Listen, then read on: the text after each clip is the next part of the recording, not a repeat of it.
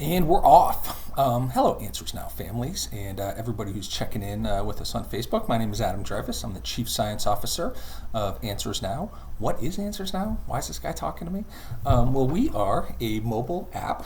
You can see us here on my little app store with a little purple butterfly. Downloadable for free on the App Store and in the Android store. You can also check us out at getanswersnow.com. And the idea is simple. We connect parents and caregivers of individuals diagnosed with autism directly to their own clinician, like myself. I'm a board-certified behavior analyst. So the idea is to reduce the barrier of entry to parents and caregivers to the experts that can help them with behaviors and IEPs and so forth. So definitely check us out at getanswersnow.com.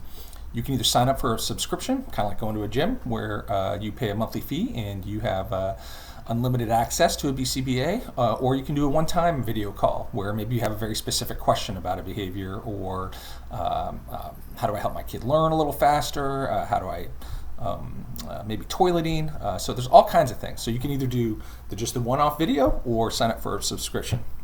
Our website has also got all kinds of other stuff like blogs that are written by experts about all of these topics that we cover. And we have communities, parent communities, where you can talk to other parents and trade war stories or victories, communication stories. So yeah, check us out. What we've been doing with these Wednesday Facebook Live events or Facebook group events is kind of unpacking all of this mysterious ABA stuff. I broke my heart the other day. I heard that a parent was in an IEP meeting, which is an individual education plan meeting with the school division, and BCBA was there, and they were using so much jargon that the parent just didn't understand, and it broke them down. They started to cry. That is a worst case scenario.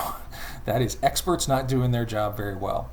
So what we did here is we took off the shelf something that is easy, free, and you can check out whenever you want. The National Professional Development Center, about 8-10 years ago, made a list of all the things that we know just work, right? They just work. We're not testing them. We're not trying them out. We're not. They just work. It's like aspirin for a headache. And there's a little bit more than 20. And so we're going through them on a weekly basis. Today is functional communication training, which sounds pretty straightforward, but is a little trickier than it originally sounds like. Because most people, that's the problem with jargon, is they use a bunch of words in ways that you don't understand, like differential reinforcement. Differential reinforcement. That's, I know a differential. I know reinforcement, kind of, I think. Put them together, less so. So we've gone through things like differential reinforcement and cognitive behavioral interventions, and this is just a little bit of a primer, kind of answer some questions and explain them. So functional communication training started a long time, like in the mid-'80s is when they first started identifying it and using it. And it's pretty simple. The idea is that all behavior, this is one of those sort of precepts of behaviorism, all behavior that you see is communication of some kind. And so when you're working with kids on the spectrum, a lot of the time they're behaving in a way you don't understand. So it's not functional. So maybe they're flapping their hands around. And you're like, oh, I'm not sure what that means. Does that mean they want me to leave them alone? Does that mean they want some attention? Are they thirsty? It's not functional because other people don't understand what it means. And you can say, oh, that's their problem. Not really. We live in a world in which it's really important and advantageous to be able to communicate your wants and needs, whether that's vocally, like I'm doing right now, using sign language, using pictures, you name it. The ability to communicate is really crucial to having an independent life. So what functional communication training does is it says, all right, let's take their behaviors that we don't understand. And most of the time, these are pretty dangerous behaviors, right? Like that's usually when a behavior analyst gets called into the picture, and that breaks out into two categories. They're either self-injurious, I'm hurting myself, or they're aggressive, I'm hurting somebody else. And they can have the exact same function, right? They can mean the exact same thing to somebody. I might bite my hand really hard so that you'll leave me alone, because most of us take that as a fairly universal, like, I think If I'm standing here and they're doing that, and I walk away, they stop doing that, they want me to go away. So that's one way it can do it. But I can also bite my hand because I want you to come over here. But because you don't understand it, it creates this kind of breakdown and anxiety on both ends.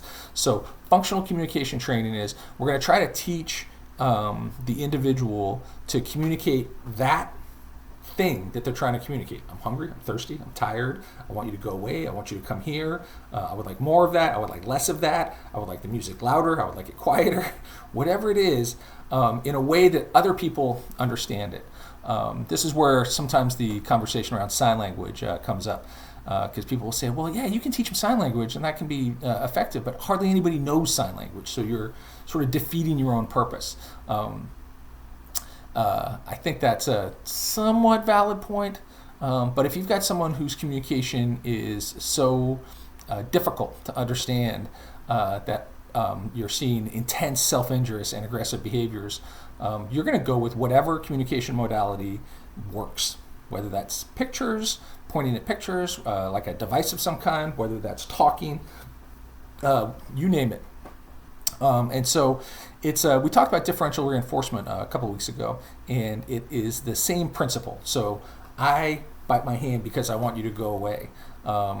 So what we could teach them is, if you want me to go away, you raise your hand, right? It's a very similar behavior, but you can't just raise your hand and bite your hand. So you want to, it's nice to choose behaviors that are very similar, but get you out of kind of the danger zone. So you would teach them to raise their hand. So when you were close to them and they wanted you to go away, they raise their hand, you go away. One of the keys to teaching functional communication training is you have to honor communicative intent. It's one of my favorite sort of two words together, communicative intent. If they're trying to communicate with you something, you want to honor that and figure that out. It might not initially be exactly what you want, but what you want is for them to understand. Understand's kind of a weird word, but for them to be looking at you being like, oh, that person gets what I'm doing, right? They're responding appropriately to what I'm doing. When I'm biting my hand because I want them to go away, they're going away. So we teach them something else, functional communication training. It sounds easier than it is, because what you're up against is behaviors that have been really effective for them. That's why they do them. They're very effective. It might seem almost horrifying on our end, especially you're hurting somebody else, you're hurting yourself. Like, why would you do that? Because it works, right? It's the same reason that you do the behaviors that you do that work really well for you. It's working really well. So you're competing with a communication system that's very effective for them in getting their wants and needs met, or at least it's the best that they've got. It might not be the most effective communication system, but it's what they've got. So you have to, it's not something that you're going to do in just one day. It's going to take some time. And this is the perfect kind of thing to work with a clinician about. It's why, if you have in-home therapy, probably one of the main things they're working on. It's what you talk to about your BCBA. The whole point of Answers Now is that we make it much simpler to get really quick answers and to have somebody walk you through some of these procedures so that you can do it. Or you might have a BCBA in your house and it's Saturday and you're not sure exactly how to deal with the behavior that is in front of you. Answers Now. So check it out.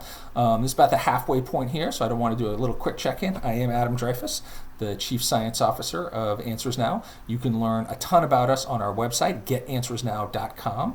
You can sign up for a subscription where you get a clinician in your own pocket whenever you want to text them, set up some calls. That's a subscription service. But also, if you just have we recognize that a lot of the folks that come to us have just one big question. And so we have what we call kind of the one-off videos where you can sign up to talk to a clinician for 15 minutes, 30 minutes, 45 minutes. It's up to you, and get that question answered. Some of the questions that were asked are mostly around behaviors. Why does my kid do fill in the blank? But there's also, can you help me out with talking to my teacher? I'm not sure how to communicate with my teacher about my child's needs and behaviors, and I've got some concerns. That's a big one. IEPs, individual education plans. One of the things that to this topic right now, functional communication training, a BCBA advising you on an IEP will say, like, you got to make sure you've got communication goals in there. A lot of times the IEP won't have that, either because it's been really hard to work with the kid for a long time. Maybe they're 14, 15, 16 years old and they haven't made much progress. And so speech and language goals sometimes get written out. They're like, nah, they're just not going to talk. They're not making progress. That's the worst idea that you can have for someone who has difficulty communicating, is stopping things like working on speech goals. I run a very large school for kids with severe disabilities, and no matter what the age, we always work on trying to promote vocal communication. Why? Because most people talk. Even if you've got 4 or 5 words and you started with 0, that can make a dramatic difference in your social opportunities, where you live, how big a world you're dealing with. So functional communication training should be one of the first things that your therapist will talk to you about, and it should be something that should be in the front of your mind about making sure if your child has impacted communication deficits and social skills deficits, that these are built into any kind of plan that you've got.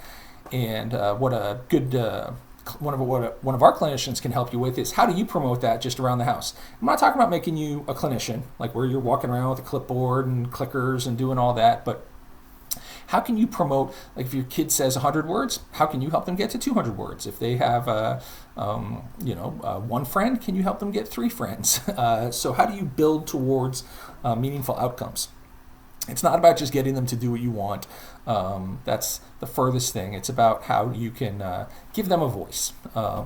That's really what functional communication training is.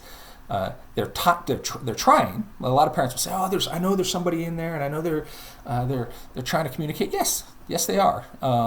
Don't know how many words that they might have, but don't know how effective that communication is going to be ultimately. But it's always the goal to promote as much communication and social skills as possible. So FCT, functional communication training, is a great way to do that. You can learn a lot about it. Like I said, we're just taking the sort of the Encyclopedia Behavior Tanica off the shelf, and we're at the FCT chapter. So the National Professional Development Center, NPDC, has done a great job and put these all in one place. All of these evidence-based practices, basically the Encyclopedia Behavior Tanica, that should be the name of this. And they have modules where you can learn about how to implement it, how to do it. It's free. They call them the AFIRM modules, AFIRM modules. And they're very easy to find. And you just sign up for a free account, and you can either do like we're doing, just go through them all in order. They have them alphabetically, which sort of makes sense, but that's probably not how you would want to learn them. But again, that could be something that you talk to your BCBA about on at AnswersNow. Say, hey, I want to take these courses. Can you kind of help me out, mentor me through them, translate some of this stuff? Because even though the NPDC did a really nice job, they made it accessible as possible. But here it is, this free resource, and hardly anybody uses it.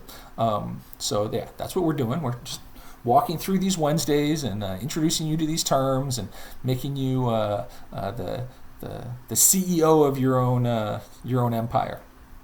So that's about how much time we've got for today. Again, just introducing you to the idea of functional communication training. Some of the, there are all benefits to it. The more you can help somebody communicate, it's always for the best. Resources that you can go to: the NPDC, National Professional Development Center, has AFIRM, AFIRM modules. They've got a standalone one on functional communication training that'll teach you kind of how to do it. But even with that, you do want to talk to somebody who has a really good idea, because your child has very individual needs, and you know them better than anybody. And that translation between, all right, here's this really good evidence-based practice, and here's where my kid is at, and all right, what do I do right now? What do I do when I'm standing in the kitchen cooking dinner and they're standing next to me, and it seems like they're asking for, but I'm not sure exactly what to do.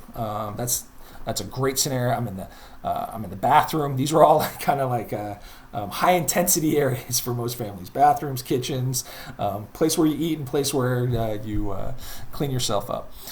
So definitely check us out at getanswersnow.com, or go to the App Store, your App Store, either at Apple Store or the Google Play Store, and download the app for free and try us out. So Thank you very much for listening. I'm Adam Dreyfus, Chief Science Officer of Get Answers Now. Of Answers Now. You can find out more about us at getanswersnow.com, and hopefully you and yours are doing well in this very challenging time. Thanks very much.